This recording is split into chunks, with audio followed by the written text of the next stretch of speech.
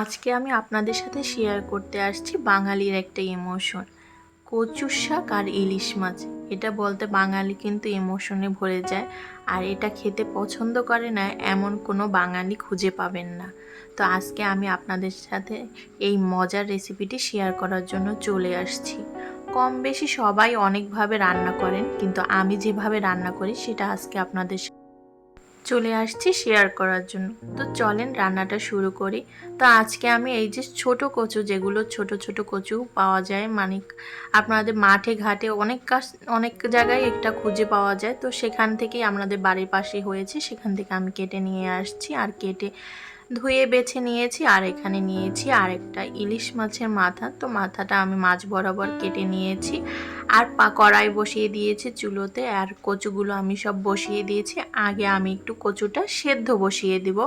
সেদ্ধ করে পানিটা ফেলে দিলে কিন্তু গলা ধরার চান্স থাকে না। তো সেই জন্য আমি এখানে কচুগুলো বসিয়ে হলুদ, রসুন এবং লবণ দিয়ে এটাকে সিদ্ধ বসিয়ে দিলাম। আমি 5-10 মিনিট এটা সিদ্ধ করব, যাতে এটা দিয়ে একটা পানি বের হয়ে গেলে তখন আমি এটাকে তুলে নেব। তো 5 মিনিট পরে আমি একটু নেড়ে দিচ্ছিলাম, দেখতেই পাচ্ছেন এখান থেকে অনেকটা পানি বেরিয়ে গেছে আর কচুটাও অনেকটা সেদ্ধ হয়ে আসছে। এখন আমি যেগুলো উপকরণ দিয়েছিলাম সবগুলো একসাথে মিক্স করে তারপর আবার ঢাকনা দিয়ে ঢেকে 5 মিনিট রান্না করব। তো দেখতেই পাচ্ছেন আমি নেড়ে চেড়ে কিন্তু আবার ঢাকনাটা লাগিয়ে দিলাম। তো 5 মিনিট পরে ঢাকনা তুলে আমি দেখছি এই যে কচুটা কিন্তু প্রায় 80% সেদ্ধ হয়ে গেছে। এখন আমি একটা ছাঁকনির সাহায্যে তুলে নিচ্ছি, আর যে পানিটা থাকবে এটা আমি ফেলে দেব, এটা আর আমি কোনো কাজে লাগাবো না। কারণ বর্ষাকালে কচুতে অনেক সময় দেখা যায় গলা ধরে, আর এই পানিটা কিন্তু ফেলে দিলে সেদ্ধ করে তাহলে আর গলা ধরার চান্স থাকে না। তো আমি ওটা তুলে নিয়ে এখন কড়াই বসিয়ে দিলাম রান্নার জন্য। আর কড়াইতে 1 কাপ পরিমাণে তেল দিয়ে দিয়েছি, আর তেলের মধ্যে আমি সামান্য পরিমাণে লবণ এবং সামান্য পরিমাণে হলুদ দিয়ে দিয়েছি, কারণ আমি এখানে ইলিশ মাছের মাথাটা আগে একটু ভেজে নেব। তো তেলটা আমার কিন্তু অলমোস্ট গরম হয়ে আসছে। এখন আমি এই যে ইলিশ মাছের মাথাটা কিন্তু ভালোভাবে নেড়ে চেড়ে ভেজে নেব। তো এই তো দেখতেই পাচ্ছেন আমি কিন্তু ইলিশ মাছের মাথাটা দিয়ে তারপর উল্টে দিয়েছি। আগে ওই পাশ ভাজা হলে তারপর আমি এই পাশটা দেব। আর ইলিশ মাছের মাথা কিন্তু খুব একটা ভাজার দরকার পড়ে না। তো আমি দেখতেই পাচ্ছেন কতটুকু পরিমাণে ভেজে নিয়েছি। এখন এর মধ্যে আমি সব ধরনের মশলা অ্যাড করব।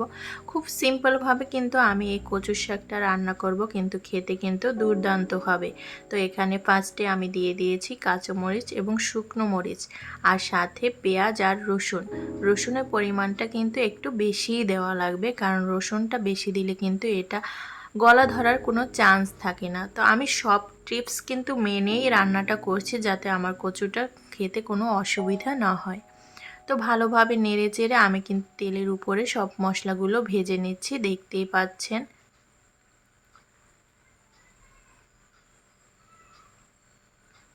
তো মশলাটা আমার ভাজা হয়ে গেছে। এখন আমি এর মধ্যে অ্যাড করব সব ধরনের শুকনো মশলা।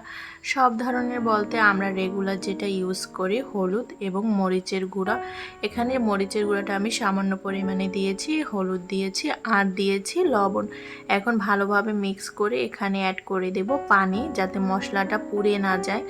তো আপনারা শুকনো মশলা দিলে আগে পানিও দিয়ে নিতে পারেন, আর না হয় দেওয়ার কিছুক্ষণের মধ্যে এখানে পানি অ্যাড করতে পারেন। তো পানি অ্যাড করে আমি নেড়ে চেড়ে এটাকে ঢাকনা লাগিয়ে 2 মিনিটের জন্য কষিয়ে নেব, দেখতে পাচ্ছেন। তো 2 মিনিট আমার হয়ে গেছে, আর এই তো তেল ছেড়ে দিয়েছে মশলা দিয়ে। এখন একটু ভালোভাবে নেড়ে চেড়ে দেব।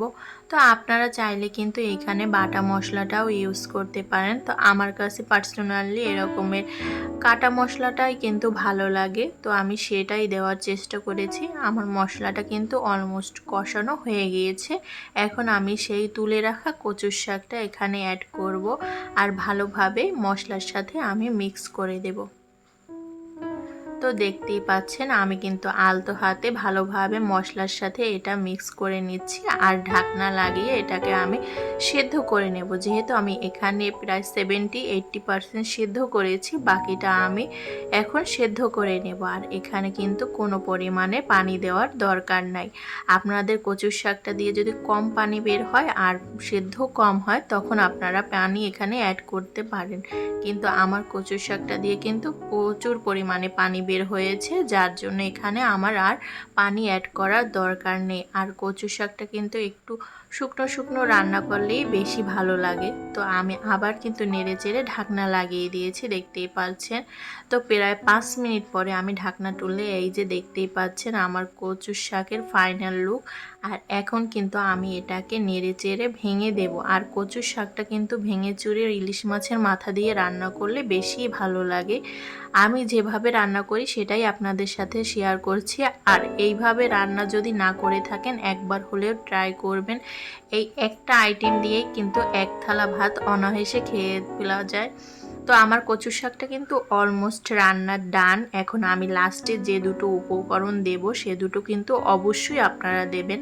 তো এক ফালিয়ে লেবু নিয়ে নিয়েছি, এখানে লেবুর রসটা আমি অ্যাড করছি। এটা কিন্তু অবশ্যই দিতে হবে, কারণ এ ধরনের তরকারির সাথে কিন্তু টক জাতীয় যে কোনো জিনিস দেয়া লাগে, তা না হলে কিন্তু গলা ধরার চান্স থাকে। আজকে আমি যেভাবে রান্না করতেছি যে কোনো জায়গার কচুর শাক আপনারা রান্না করলে কোনোভাবেই এটা গলা ধরবে না। তারপরে আমি সামান্য পরিমাণে কিন্তু চিনি অ্যাড করেছি, আর চিনি অ্যাড করলে এটার কিন্তু স্বাদ আরও দ্বিগুণ হয়ে যায়। তাই অবশ্যই আমি যেভাবে রান্না করেছি সেই অনুযায়ী যদি রান্না করেন খেতে দারুণ লাগবে, গ্যারান্টি দিয়ে বলতে পারি।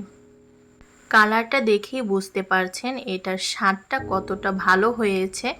আর এই যে ফাইনাল লুক আমি ডেকোরেশন করে নিয়েছি, দেখতেই পাচ্ছেন দারুণ হয়েছে কিন্তু, আর খেতেও দারুণ হয়েছে। আজকের ভিডিওটি এ অবধি। যদি ভালো লাগে অবশ্যই একটি লাইক কমেন্ট করবেন।